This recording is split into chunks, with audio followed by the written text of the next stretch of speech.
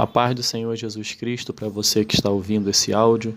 Eu compartilho com você neste dia uma porção da rica palavra de Deus que encontra-se no Salmo 138, verso 8, um salmo de Davi, que diz: O Senhor cumprirá o seu propósito para comigo.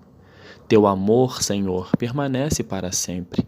Não abandones as obras das tuas mãos.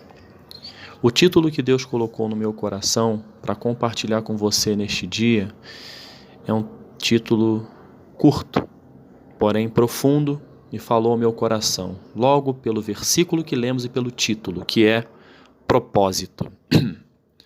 Nós lemos aqui nesse versículo, o último versículo do Salmo 138, onde Davi mostra a sua fé, que ele mesmo diz que o Senhor vai cumprir o seu propósito para com ele.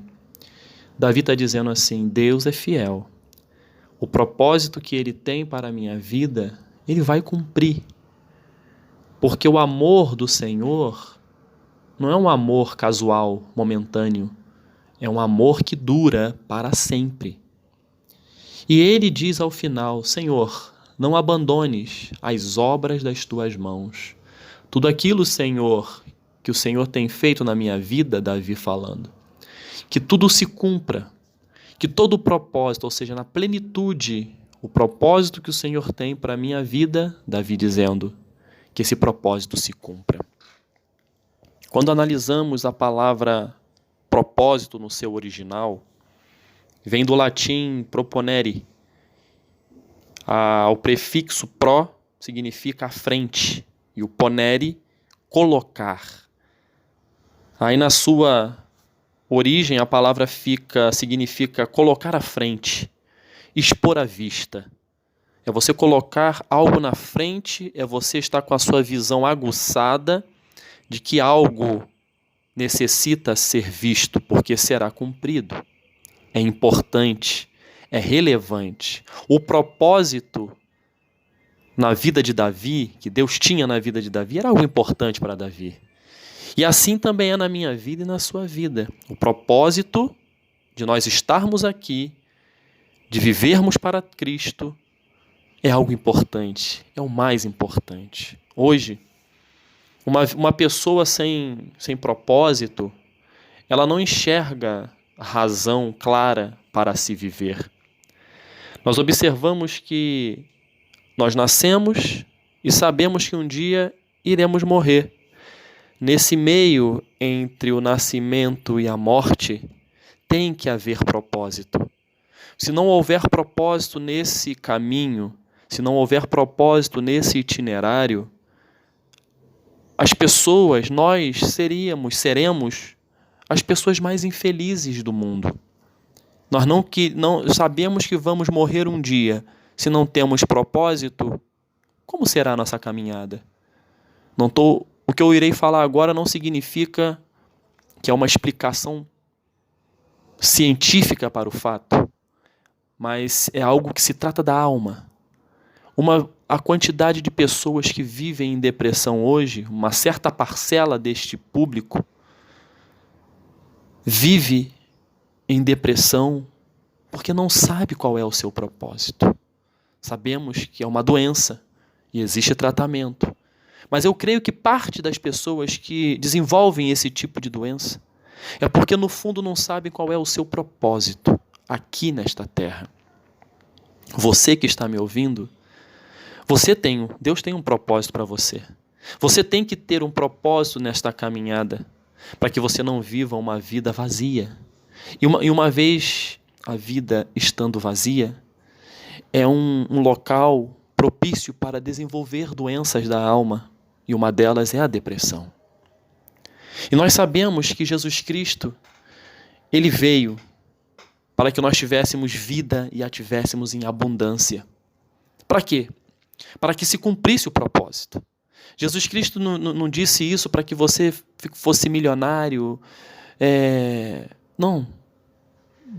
Jesus disse, eu vim para que vocês tenham vida e a tenham em abundância. Eu creio que Deus fará pessoas milionárias com um coração voltado para Deus e no centro da vontade de Deus e cumprindo os propósitos de Deus. Eu creio. Mas nem todos foram chamados para isso. Que vida abundante é essa? É a vida que você vai viver dependendo de Deus e Deus vai sustentar a sua vida. Assim como Davi disse, o Senhor cumprirá o seu propósito para comigo. E é o mesmo Deus de Davi, é o que vai cumprir os propósitos na sua vida. Nós temos diversos exemplos na palavra, meu irmão, minha irmã, caro ouvinte, acerca de propósito. A Bíblia está farta de pessoas que tinham um propósito nesta terra. Davi, um homem segundo o coração de Deus, ele foi levantado para ser o maior rei de Israel. O propósito, até hoje,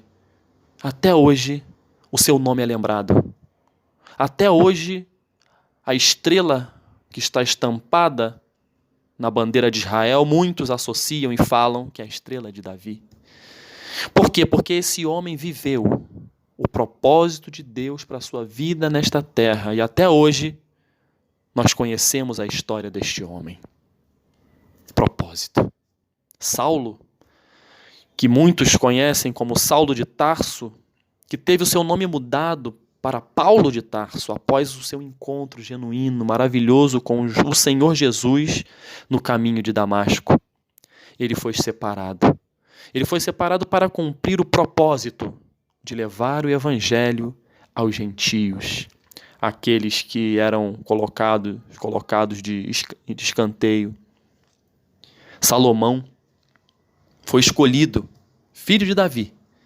Não era filho de qualquer um. Ele era filho nada mais, nada menos que de Davi, o grande rei de Israel. Salomão foi escolhido para cumprir um grande propósito de construir o templo do Senhor e de exercer justiça.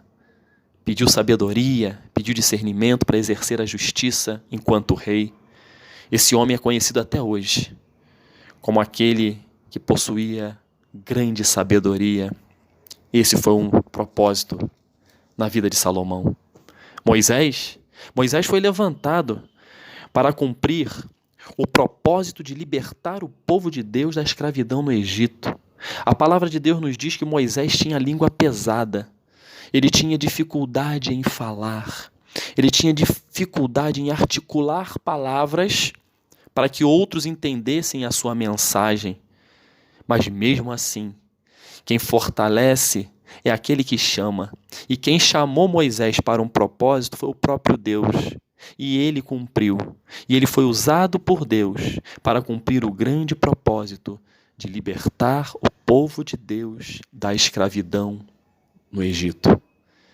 Poderia ficar aqui o dia inteiro dando exemplos de vidas, de pessoas, de homens e de mulheres que estão aqui na palavra de Deus, que tinham um propósito de vida, que viviam com um objetivo maior. E o grande exemplo, que eu não poderia terminar de elencar exemplos da Bíblia, como aquele que viveu o propósito, é Jesus. Jesus veio a essa terra para cumprir um grande propósito, salvar a humanidade. Jesus Cristo veio sabendo que o que ele tinha que realizar era algo que iria custar sua própria vida, mas era algo grandioso, que ao final ele ia fazer com que pessoas tivessem a oportunidade de viver eternamente, crendo nele, aceitando o seu plano de salvação, crendo que Deus enviou o seu Filho para morrer pelos nossos pecados. Jesus Cristo cumpriu o grande propósito. E se Jesus Cristo não tivesse cumprido o seu propósito aqui na terra, eu hoje não estaria falando com você. Você não estaria aí ouvindo. Eu tenho certeza e plena convicção disso. Porque Jesus Cristo, ele nos amou. E o propósito dele, tudo que ele passou nesta terra, ele sabia, ele tinha convicção. Ele sabia que um dia ele iria retornar para o Pai. Ele sabia que aquela era a oportunidade dele fazer tudo que o Pai lhe ordenara, para que todos aqueles que tivessem acesso à sua mensagem, à sua palavra, tivessem também a mesma oportunidade de viver eternamente com ele no futuro, quando o seu tempo aqui na terra terminasse. E hoje vem uma pergunta: por que estamos aqui? Por que hoje eu estou vivendo esta vida? Por quê? Por que que hoje estou vivendo neste mundo? Você tem que ter um propósito. Você tem que entender o propósito. E você tem que viver o propósito. Algumas respostas vêm, caro ouvinte. Porque aqueles que estão em Cristo, porque precisamos viver para Cristo e para levarmos outros a conhecerem o seu amor. Deus amou o mundo de tal maneira que deu seu único filho, para que todo aquele que nele crê não pereça, mas tenha vida eterna. Então eu e você precisamos entender que o propósito de Deus na nossa vida, o nosso propósito nessa terra, é para que nós possamos levar outras pessoas a conhecer esse amor. Porque aquele que não ama não conhece a Deus, porque Deus é amor. Deus fez o melhor, e o amar aqui não é amar em palavras, em versos, em canções. O amor é atitude. Deus nos ensinou o amor através da sua atitude. Ele enviou o seu filho. Ele enviou o seu filho para morrer em nosso lugar. E você?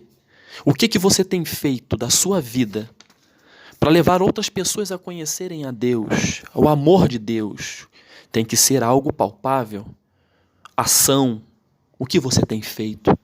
O que você tem feito de maneira empática, olhando as pessoas que estão ao seu redor, necessitando de uma palavra, necessitando de uma ajuda? Por que estamos aqui? Nós estamos aqui para sermos semeadores, espalhando a boa semente, espalhando a mensagem de Jesus Cristo, espalhando o próprio Jesus Cristo em meio às pessoas. Não Jesus Cristo como um homem culto, conhecedor da lei, isso ele foi. Jesus Cristo está vivo. Jesus Cristo não é um homem inteligentíssimo que esteve no passado. Jesus Cristo é o próprio Deus, e ele está à direita de Deus intercedendo por você e por mim neste momento. Se você está com um problema, se você levar o seu problema com fé diante de Jesus, ele vai apreciar e levar à presença do Pai e vai lutar a sua causa, porque ele está vivo. E nós precisamos espalhar essa boa semente. Nós precisamos mostrar às pessoas que Jesus Cristo está vivo, que ele está pronto para ajudar. Por que estamos aqui? Para orar, para arar o terreno árido.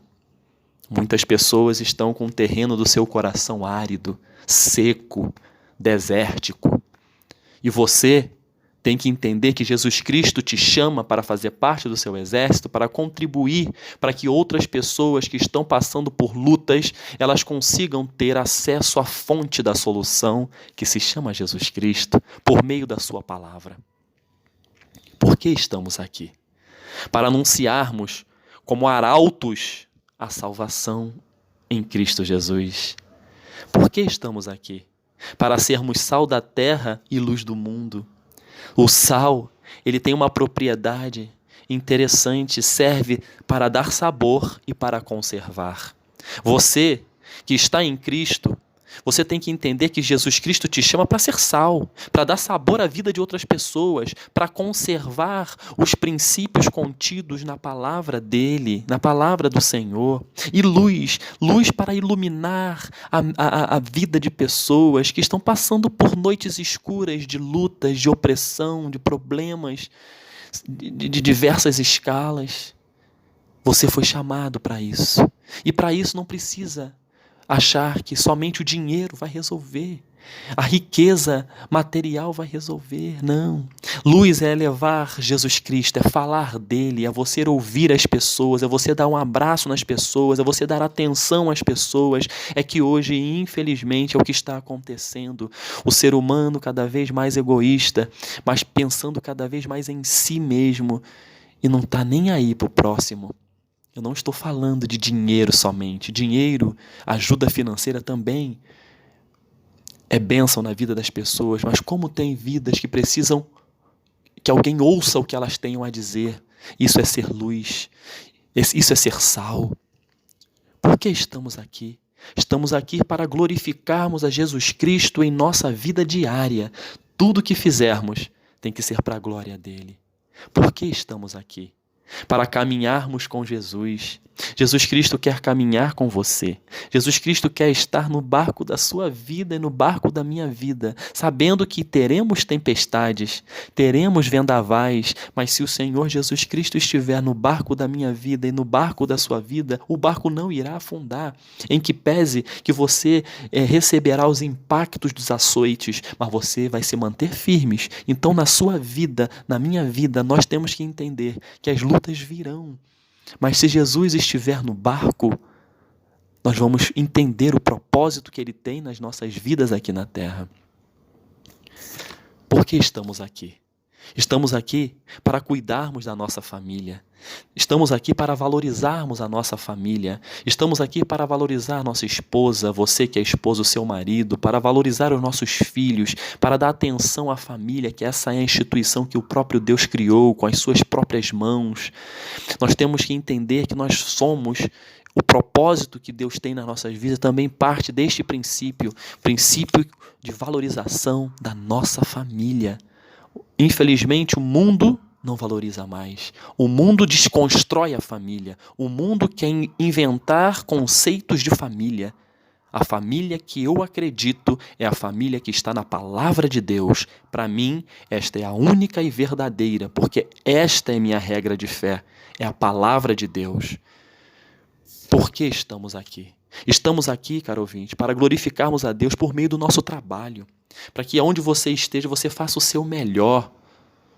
Em Colossenses 3:23, tudo que vocês fizerem, pegarem para fazer, façam como se estivesse fazendo para o Senhor. Você pode glorificar a Deus por meio do seu trabalho. É o propósito de Deus para a sua vida. Valorize o seu trabalho. Não fique falando mal do seu próprio trabalho, do valor que você recebe. Calma. Tudo tem seu tempo, diz lá em Eclesiastes 3, de 1 a 8, há tempo para todas as coisas. Eu creio que o tempo da sua promoção, da sua ascensão profissional chegará, mas seja fiel no pouco que Deus vai te colocar no muito, que Deus possa ser glorificado. Entenda o propósito parte do princípio que são etapas a serem cumpridas. Deus não vai te revelar todo o propósito dele de uma só vez. O propósito de Deus vai sendo revelado a nós em doses homeopáticas. Então entenda que o momento que você está vivendo no seu trabalho, glorifique, agradeça, seja grato. Se você é grato e fiel no momento que você está vivendo, pode ter certeza, Deus vai te acrescentar muito mais. Por que estamos aqui? Estamos aqui para contribuirmos no reino de Deus por meio do nosso ministério, por meio das ações, por meio da prática do Evangelho. Esse é o propósito que Deus tem para as nossas vidas. E eu creio que tem muito mais a ser revelado em nossas vidas daquilo que Deus tem para fazer. Que Deus te abençoe. Que você viva o propósito de Deus na plenitude, em nome de Jesus. Amém.